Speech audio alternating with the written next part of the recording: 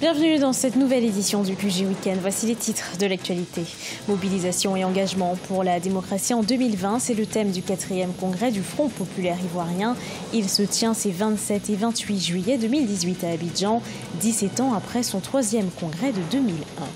Malgré une légère baisse, l'économie égyptienne reste forte, soutenue par les réformes économiques. Les prévisions de croissance économique pour le pays sont passées d'à 5,2% contre 5,8% prévus par le gouvernement.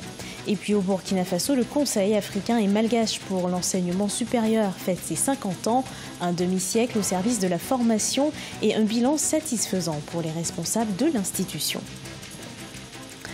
À Madagascar, le chef du parti présidentiel Rivo Radko Taurawo a démissionné. Il cumulait le poste de président HVM avec celui du président du Sénat. Il a indiqué ne pas pouvoir assurer l'intérim de la présidence de la République s'il reste à la tête du HVM.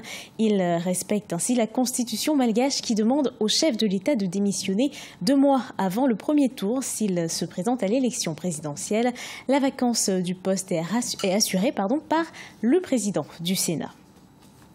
17 ans après son 3e congrès de 2001, le Front populaire ivoirien tient son 4e congrès ordinaire ces 27 et 28 juillet 2018 à Abidjan. Le thème « Mobilisation et engagement pour la démocratie en 2020 ». Ce congrès sera notamment l'occasion de faire le bilan de la présidence de Pascal Affi N'Guessa. Reportage de notre correspondant Olivier Conan. Le FPI, Front populaire ivoirien, à la croisée des chemins. 17 ans après avoir pris les rênes du parti, Pascal Affi N'Guessa fait le bilan de sa gestion à l'occasion du 4e congrès ordinaire du FPI. Après la chute en 2011 du régime de l'ex-président Laurent Gbagbo, fondateur du parti, le FPI est divisé. Affi N'Guessa maintient cependant le cap. Nous avons prouvé que véritablement le Front populaire ivoirien, à la différence de beaucoup de partis politiques en Afrique, est un vrai parti qui est assis sur des bases solides. C'est vrai, il y a eu la crise de 2010-2011, mais que à nouveau le Front populaire ivoirien est debout et déterminé à poursuivre la lutte pour la démocratie en Côte d'Ivoire et pour le progrès économique et social de notre nation.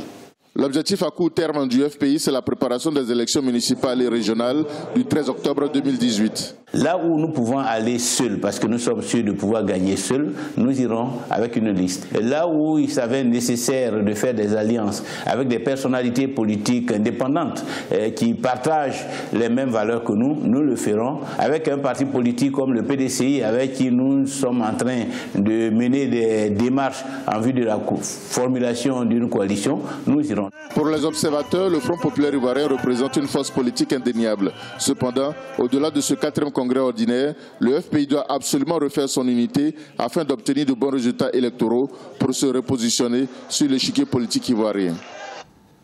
Au Mali, le premier tour de l'élection présidentielle se tiendra dans 24 heures. Dans ce cadre, des centaines d'observateurs de plusieurs missions internationales ont fait leur arrivée dans le pays. Des observateurs de l'Union africaine, de la CEDEAO, de l'Union européenne ou encore de la communauté des États sahélo-sahariens vont veiller au bon déroulement de l'élection présidentielle. Ils seront présents dans des zones à forte concentration qui regroupent près de 80% de l'élection malienne. La première édition de l'Université populaire de l'engagement citoyen a eu lieu à Dakar ce 23 juillet. La capitale sénégalaise a accueilli plus de 20 mouvements citoyens africains.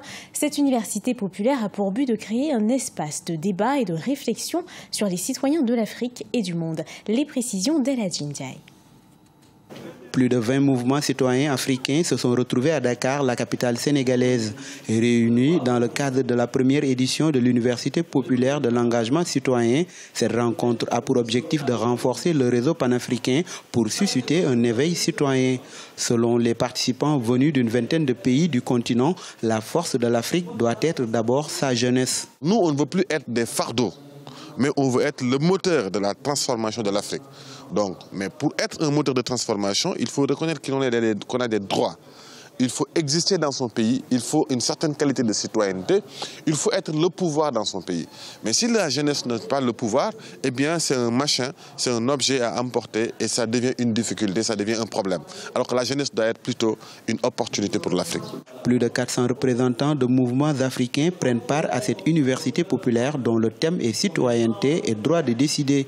Pour eux, les mouvements citoyens peuvent lutter contre les limites de la démocratie en Afrique, puisque les États africains ont la triste réputation d'être de mauvais élèves à l'école de la démocratie. Aujourd'hui, nous sommes ici pour porter beaucoup plus haut la voix du peuple togolais, actuellement en lutte pour son émancipation, son épanouissement pour le paix, la justice et l'équité. Fournir des cours sur les mouvements citoyens, l'histoire et la sociologie des luttes, tel est l'enjeu de cette rencontre citoyenne. Ceci pour permettre aux acteurs de mieux s'organiser et construire des mouvements pérennes en Afrique. La première édition de l'UPEC va prendre fin le 28 juillet 2018.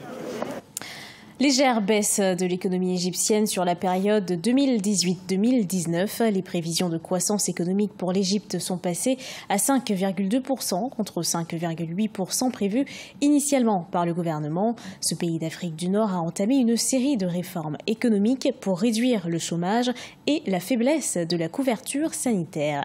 Victoria City. Le sondage est basé sur l'expertise de 13 économistes. Il révèle que la croissance de l'économie égyptienne pour l'année budgétaire 2018-2019 pourrait légèrement baisser à 5,2% contre 5,8% prévu initialement par le gouvernement. Ces indicateurs macroéconomiques viennent donc trahir un peu la crise interne qu'il y a au niveau de nos pays. Vous comprenez donc que le pays n'est pas pour autant à l'aise sur le plan donc de la répartition des biens, sur le plan donc de l'inclusion économique. L'Égypte ne se porte pas aussi bien. Toutefois, l'économie égyptienne devrait rester forte, stimulée par l'investissement direct étranger et soutenue par des réformes économiques solides favorisant la réduction de l'inflation jusqu'à 13,7% entre 2018 et 2019 contre 21,2% sur la période 2017-2018. Mais le mieux aurait été quand même que l'Égypte puisse travailler pour faire baisser donc son inflation, par exemple un point situé donc entre 9% et 3%. L'économie égyptienne, au ralenti depuis la chute de l'ancien président Hosni Moubarak en 2011, ploie également sous la menace terroriste. Mais malgré tout, la croissance ne cesse de s'améliorer. Entre 2017 et 2018, le produit intérieur brut était projeté à 4,8% contre 4,1% sur la période 2016-2017. Le CAMES souffle ses 50 bougies cette année. Le Conseil africain et malgache pour l'enseignement supérieur a célébré son demi-siècle au service de la formation. Les responsables de l'institution estiment que le bilan est satisfaisant. Reste à relever un défi, celui de la révolution numérique. Reportage de notre correspondant Jean-Paul Ouedraogo. Fondé à Niamey au Niger en 1968, le Conseil africain et malgache pour l'enseignement supérieur, CAMES, a célébré cette année à Ouagadougou son cinquantenaire. Un demi-siècle au service d'un secteur en pleine mutation, avec le récent passage des pays francophones au système licence master doctorat LMD. Pour son premier responsable, Bertrand Bachi, l'institution qui compte plus de 12 000 enseignants-chercheurs qualifiés et reconnus à l'international, occupe aujourd'hui une place de choix dans la formation des universités en Afrique. Nous nous sommes d'ailleurs donné pour le futur un slogan, le CAMES leader incontournable du développement des pays membres à travers l'enseignement supérieur, la recherche et l'innovation. Le CAMES est considéré et nous le voyons désormais comme une voie d'entrée, une porte d'entrée de toutes les institutions à vocation similaire qui veulent travailler avec les États membres. Une mutation qui n'est pas sans soulever des questions de mobilité et d'adaptation entre les 17 États membres, mais aussi d'outils pour tendre vers plus de qualité afin d'être en adéquation avec les standards internationaux. Pour mieux s'adapter, nous avons dit que nous travaillons selon une démarche d'assurance qualité. Nous travaillons selon une démarche d'éthique et de déontologie. C'est la seule façon de renforcer la confiance par rapport à la marque CAMES, la respectabilité par rapport à la marque CAMES. À ce jour, la révolution numérique dans les universités des pays membres reste l'un des défis qui préoccupent l'institution. Tirant les leçons des problèmes de reconnaissance de diplôme, elle s'est dotée en 2014 d'un référentiel afin d'évaluer les offres de formation dans les établissements d'enseignement supérieur.